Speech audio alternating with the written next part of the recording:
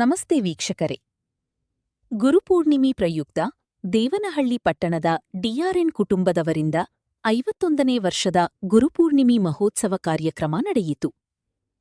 ಈ ಮಹೋತ್ಸವದಲ್ಲಿ ಮಾಜಿ ಶಾಸಕ ನಿಸರ್ಗ ನಾರಾಯಣಸ್ವಾಮಿ, ಜಿಲ್ಲಾ ಜೆಡಿಎಸ್ ಅಧ್ಯಕ್ಷ ಕೆವಿ ಮಂಜುನಾಥ್, ತಾಲೂಕು ಅಧ್ಯಕ್ಷ ಮಹೀಶ್, ಡಿಆರ್ಎನ್ ಕುಟುಂಬದ ಬಾಬಣ್ಣ, ಅಭಿಲಾಷ್ ಹಾಗೂ ಅವರ ಕುಟುಂಬದ ಎಲ್ಲಾ ಸದಸ್ಯರುಗಳು ಇನ್ನೂ ಹಲವಾರು ಮುಖಂಡರುಗಳು ಉಪಸ್ಥಿತರಿದ್ದರು.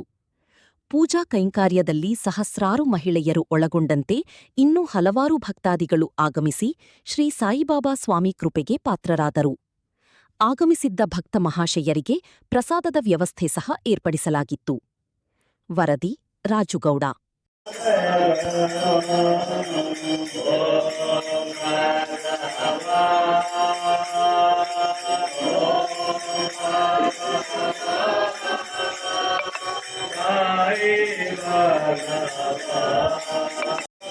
ಗುರು ತಂದೆ ಉದ್ಧಾರ ಮಾಡೋ ನಮ ತಂದೆ ಸಿದ್ಧಾರೂಢರ